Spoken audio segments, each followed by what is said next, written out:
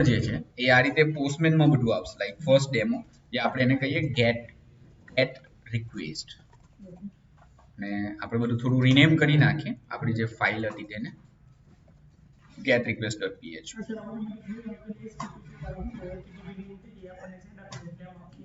API આવી આનો કોઈ પ્રોબ્લેમ છે જો તમે આ એ બદલું ને ઇન્ટરનેટ બદલું એટલે આઈપી એડ્રેસ ચેન્જ થઈ જાય આઈપી કોન્ફિગ પાછું આઈપી એડ્રેસ લખવું પડે એ જ કનેક્ટ રાખ આમાં કોઈ ઇન્ટરનેટ તમારું યુઝ નહીં થશે અચ્છા તો કઈ નહીં તો ઓકે એમાં કેરોનું કનેક્ટ કરી દેજો ઓકે સો આઈપી એડ્રેસ આજનું ભાઈનું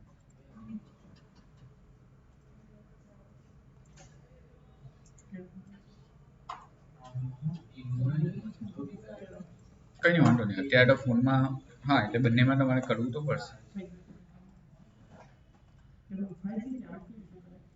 કેરોન કનેક્ટ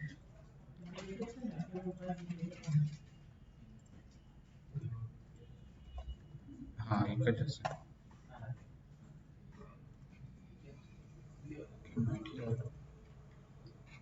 સેમ તો ચાલુ છે બરાબર લોકલ થાય છે આઈપી એડ્રેસ થી નથી થતું પાછું આઈપી એડ્રેસ થી ચેક કરીએ આઈપી કોન્ફિગ 2963 ઓકે કોલ થાય છે ચાલો તો આ પોસ્ટમેન માં લખ્યા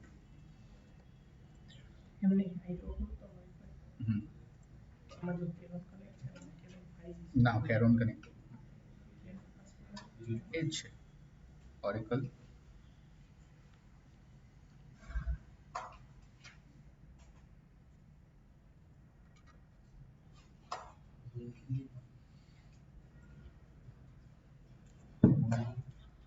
એટલે આ ચેક કરી લેવાનું હવે આ આઈપી એડ્રેસ બ્રાઉઝરમાં એકવાર નાખીને જોઈ લેવાનું 192.433.63 ના 2963 થઈ ગયું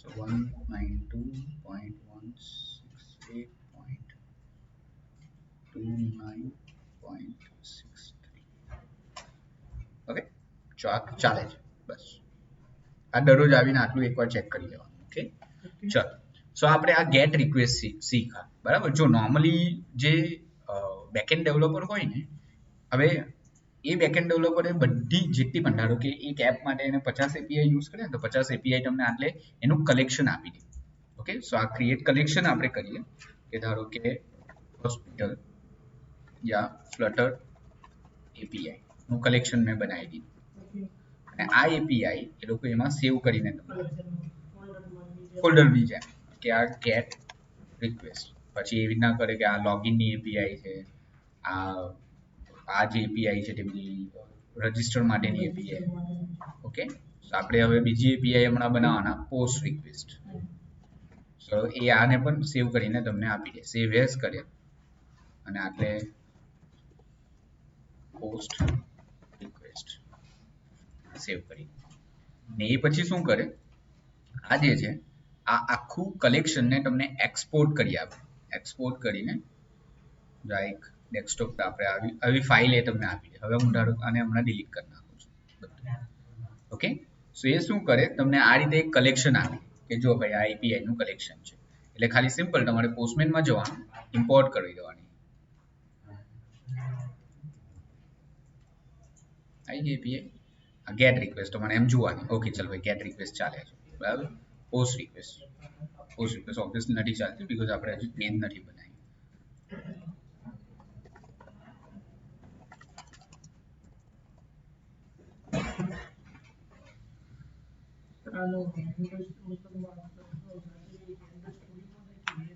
બંનેમાં એ ડિપેન્ડ કરે કંપની અમે એન્ડ્રોઇડ સ્ટુડિયોમાં જ કરીએ બીજી કંપની વીએસ કોડમાં કરે છે એ તો વીએસ કોડનું પણ બતાવી દઈશ આવે સેમ જ બટ એન્ડ્રોઇડ સ્ટુડિયોમાં તમને ફેસિલિટી વધારે મળે વીએસ કોડ કરતા ચાલો તો આ પોસ્ટ રિક્વેસ્ટ થઈ તો આટલે ઓબ્વિયસલી તમે પોસ્ટ કરી શકો બરાબર ચાલો હવે આપણે આ જે પોસ્ટ વાળી એપીઆઈ છે તે કોલ કરીએ. પોસ્ટનો મતલબ શું થયો?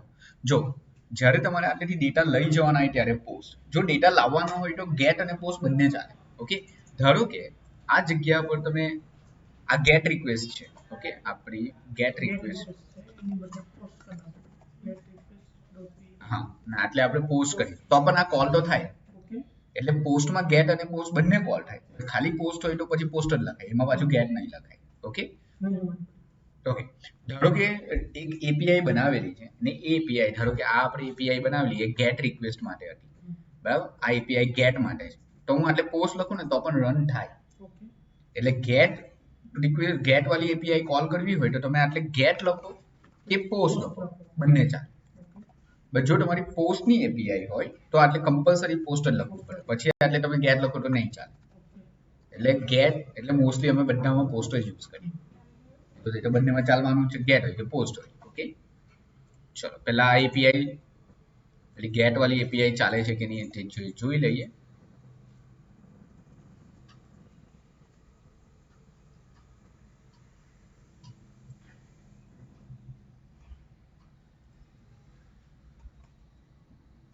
Okay, I am from server, આવી ગયું.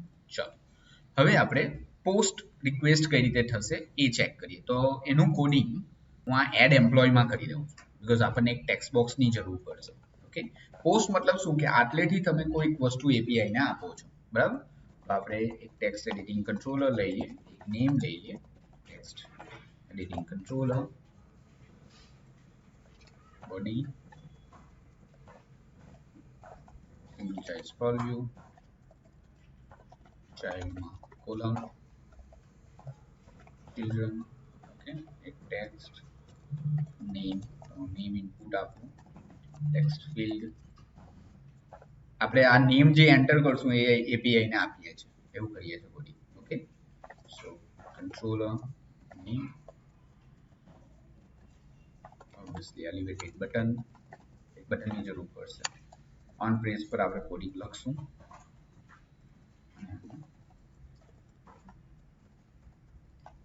ટેક્સ્ટ કોલ પોસ્ટ એપીઆઈ, અને આપણે obviously A string where name equals to underscore name dot text dot toString. Okay, ચલો એપીઆઈ કોલ કરવાની છે એટલે પહેલું તો ઇમ્પોર્ટ લખવું પડશે, અને એટલે આપણે બધું વસ્તુ સેમ, બરાબર? ખાલી આટલે આપણે પોસ્ટની એપીઆઈ, તો આપણે જે પોસ્ટ વાળી એપીઆઈ બનાવી હતી, બરાબર? અને પ્રિન્ટ કરાવીએ, ખાલી પ્રિન્ટ બોડી. ઓકે, હજુ આપણે ડેટા પાસ નથી કર્યા, ખાલી પહેલા એટલું ચેક કરીએ કે આટલું ચાલે છે. ઓકે,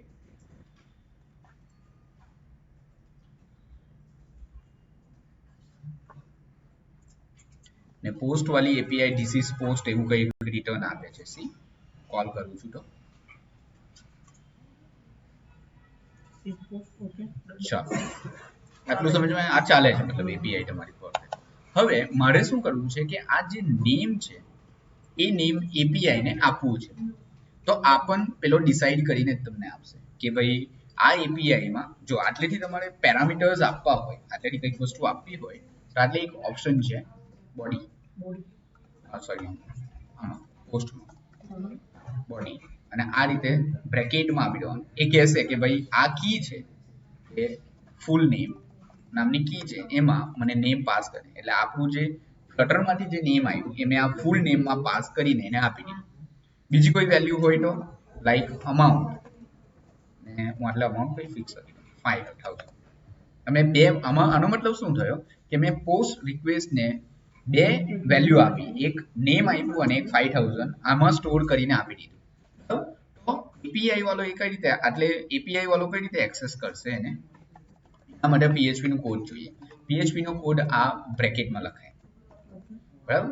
તો ત્યાંથી જ્યારે ક્વેશ્ચન માર્ક PHP અને ક્વેશ્ચન માર્ક એન્ડ, આ રીતે. ઓકે, આમાં PHP નો કોડ આવે.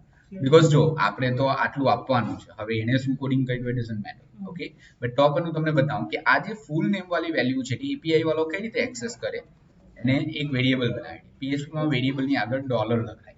ઓકે, અને એક્સેસ કરવું હોય તો $_post અને એમાં ફૂલ નેમ, બીજું વેરિયેબલ બનાવી દીધું અને આટલે એ વેલ્યુ એક્સેસ કરી દીધી. લાઈક અમાઉન્ટ, આ જે છે તે કી છે, આઈડી આજે આપણે પાસ કરી એ પેલો આ એપીઆઈ વાળો તમને કહે કે આ જ આપવાનું તમારે. ઓકે, ના એટલે ઇકો યુઝ થાય પીએચપી માં પ્રિન્ટ કરાવવા. ઓકે, આઈ એમ અને આમાં કોન્કેટ માટે ડોટ ફૂલ નેમ અમાઉન્ટ કોન્કેટ બે વેલ્યુ જોઈન્ટ કરવી હોય અને જોઈન્ટ નહીં કરો ને તો પણ ચાલે. ચલો ઇકોમાં ડાયરેક્ટ આપણે like I am $full name with $amount. Okay, એને એક એપીઆઈ બનાવી અને એ એપીઆઈ શું કરે છે, એ પોસ્ટની રિક્વેસ્ટ છે ને તમને બે વસ્તુ આપે, તમારે એની ઇનપુટ આપવાનું છે. હવે પોસ્ટમેનમાં એ કઈ રીતે ચેક કરશું? પોસ્ટમેન તમે ધારો કે સેન્ડ કરો ને આઈડિયા, અરે નહીં, મેં ગેટમાં ચેન્જ કરી નાખ્યું, પોસ્ટમાં ચેન્જ કરવાનું.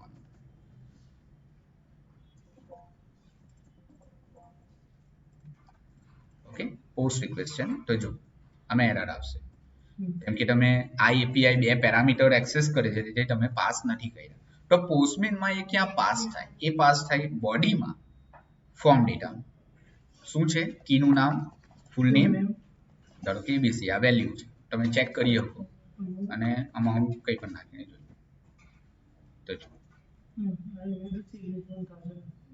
એટલે પોસ્ટમેનમાં એપીઆઈ આ રીતે ચેક થાય. એ એપીઆઈ વાળો કે તમને હવે એપીઆઈ વાળો છે ને તમને આવું આપશે,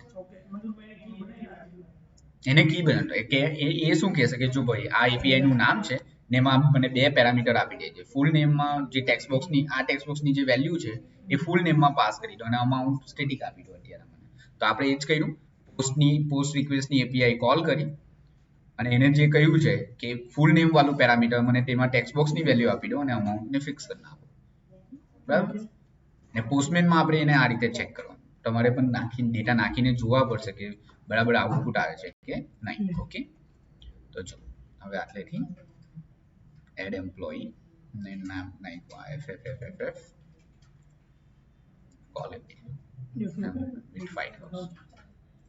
એટલે આજે મેં 5000 આવ્યા એ આમાં અમાઉન્ટમાં ગયા અને એ અમાઉન્ટમાં ગયા ને આટલે પ્રિન્ટ થાય. જો પોસ્ટમેનનું ફ્લટર અને પીએચપી સાથે કંઈ જ લાગતું વર્તું નથી. પોસ્ટમેન ખાલી ચેક કરવા માટે જ યુઝ થાય કે એપીઆઈ બરાબર ચાલે છે કે નહીં. બરાબર, તો હેલો જે એપીઆઈ ડેવલપર છે એ તમને આવું કહેશે કે ભાઈ આ એપીઆઈ છે ને આ બે પેરામીટર તારે મને ત્યાંથી આપવાનું કે કેબીસી નામ આપો અને એક અમાઉન્ટ મને આપી. બાકીનું પછી બધી પ્રોસેસ હું શું કરા, એને બધી કઈ પ્રોસેસ કરીને મને આવું આઉટપુટ આપ્યું.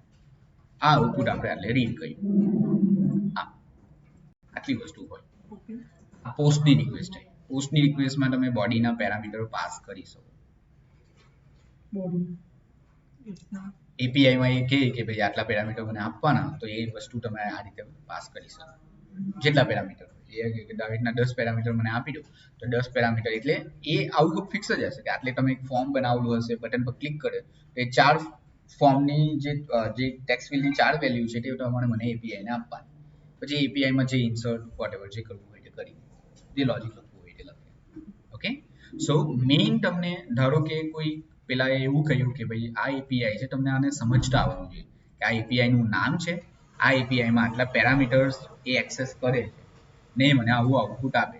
તો આ સેમ વસ્તુને આપણે આ રીતે ફ્લટરમાં રિપ્રેઝન્ટ કરી. આ એપીઆઈ છે, રીડ કર્યું. આ એપીઆઈ છે, એપીઆઈમાં આ પેરામીટર્સ પાસ કર્યા અને મેં આ એનું આઉટપુટ રીડ કર્યું. બસ. ઓકે, ચાલો બસ આજના દિવસ માટે આટલું કાફી છે.